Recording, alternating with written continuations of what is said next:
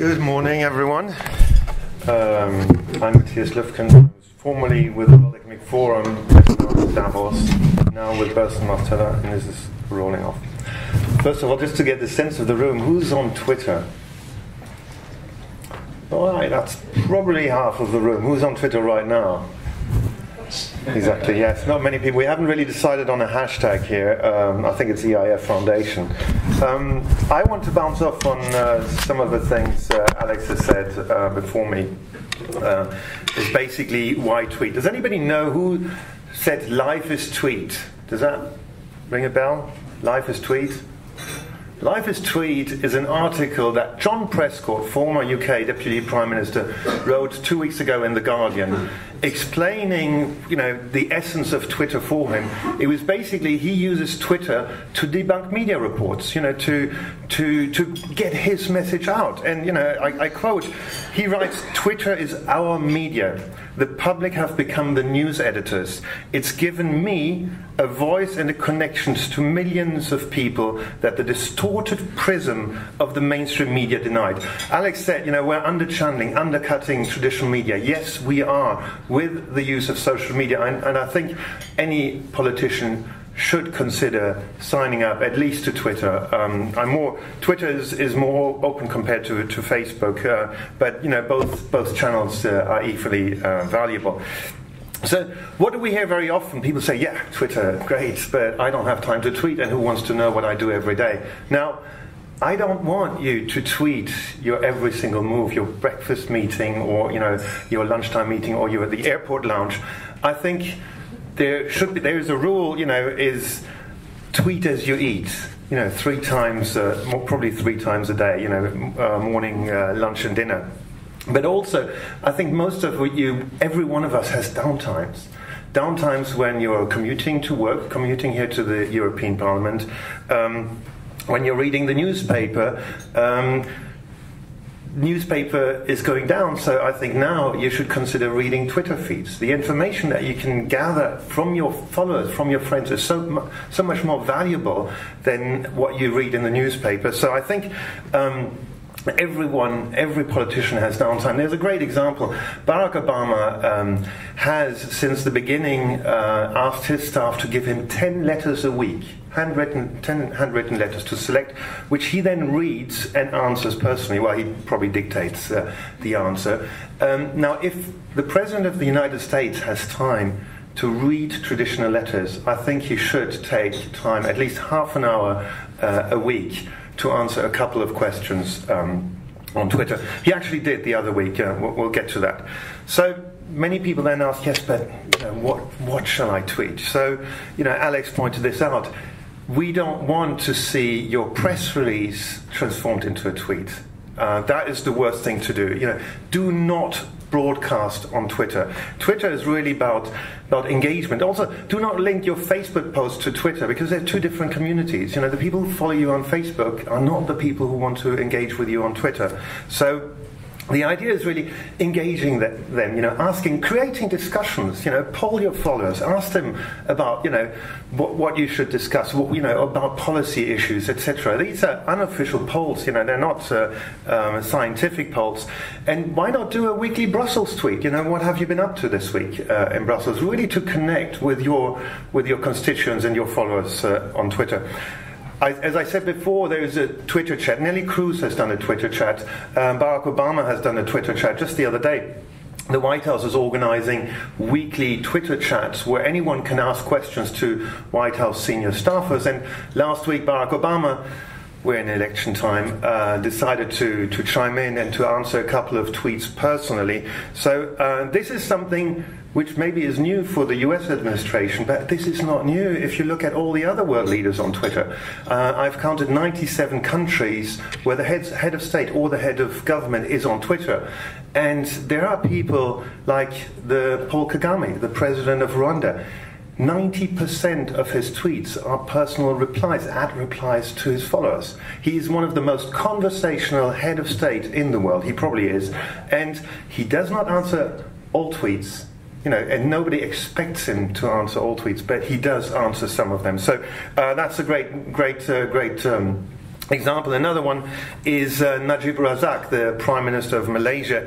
He actually invited his 500,000th follower on Twitter to have breakfast with him. So basically the 500,000 follower got a direct message from the Prime Minister of Malaysia, thought this must be a joke. But actually he did invite them. He actually invited 4 people to have breakfast with him. He twit-picked the scene, and the video's up on YouTube.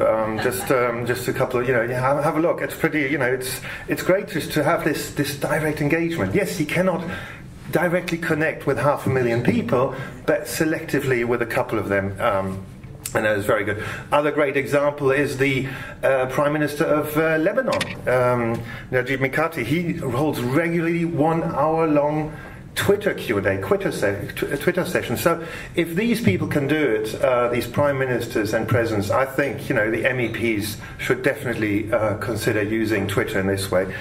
Also, since you're becoming your own news editors, the traditional media will start to quote you, of course, from your tweets, which is happening. So the main takeaway: really reply to your followers. Don't reply to everyone, but selectively.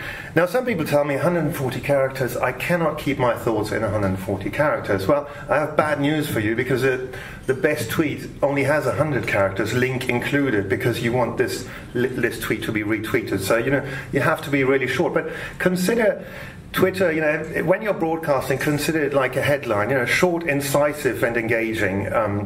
It's like a headline in the newspaper. If the headline is not interesting, you will not read the article. So the same applies for tweets.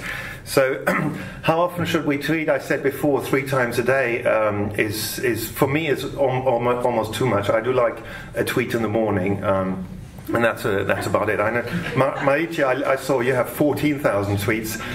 That is very heavy on your followers. Over 3 years. Over 3 years? That is an average of 11 a day.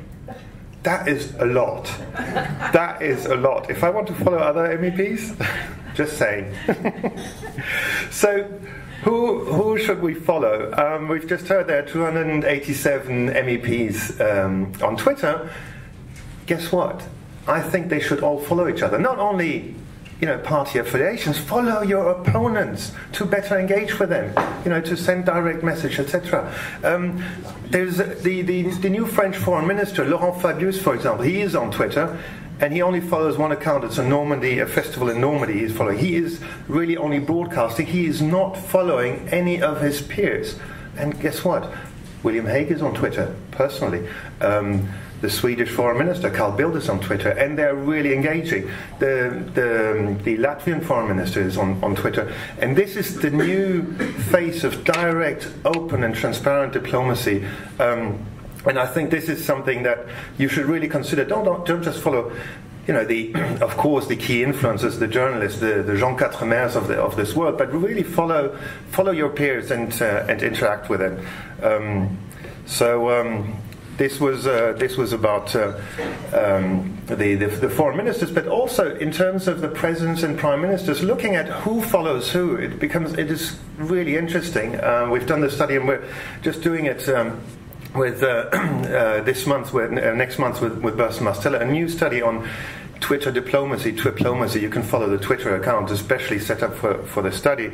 We're looking at the heads of state and heads of government, and guess who is the most popular head of state international figure on Twitter? Any idea? The Rwanda guy you mentioned. He's not the most popular, no. He's not the most popular. I mean, he's the most conversational. No, the most popular... The fake Kim Jong-il? Huh? The fake Kim Jong-il? Well, no, I'm not counting fake accounts, sorry. But it's basically, the most popular, of course, is Barack Obama. Now, Barack Obama's account is a campaign account run by the Democratic Party. It's not really his personal account. Of course, he uses it, 15 million followers, he'd be wrong not to. But interestingly enough, the White House isn't following Barack Obama, nor is the Élysée Palace following François Hollande, because these are campaign accounts, So Barack Obama, among the other world leaders, is the most followed person. I think over 60 accounts follow Barack Obama, and quite a number follow the White House. But the person who's the best connected in terms of mutual connections between heads of state and heads of government is Herman van Rompuy. EUHVR, Herman van Rompuy, the Twitter account, is one of the best Twitter accounts I see.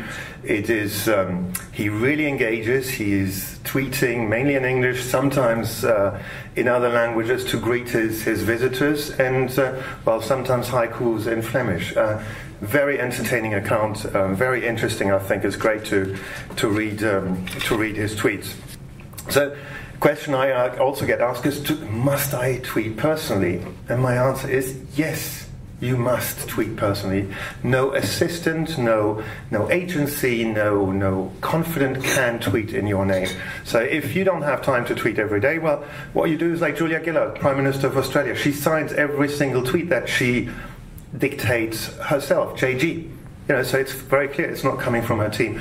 Barack Obama does the same with BO, or Nicolas Sarkozy did that, signing his tweets, NS. So even if you dictate the tweet, please do it personally, because it really shows when it's not coming from you. And finally, politicians often use Twitter as a campaign tool, which is really, really sad, because it's great because it all gets you into social media, but then what happens once you've won the elections, the account goes dead. Great example here is the account of François Hollande, which has been silent for the past 2 weeks. They will say, of course, there are legal reasons why he can't tweet personally. I don't know why the former president of Russia, Dmitry Medvedev, could tweet personally and have the official Kremlin account. Now there's two different, Putin has the president account and Medvedev is the prime minister. But I think it is really important to have the personal voices of politicians. So if it's the president, okay, let's say he's going to tweet once a week.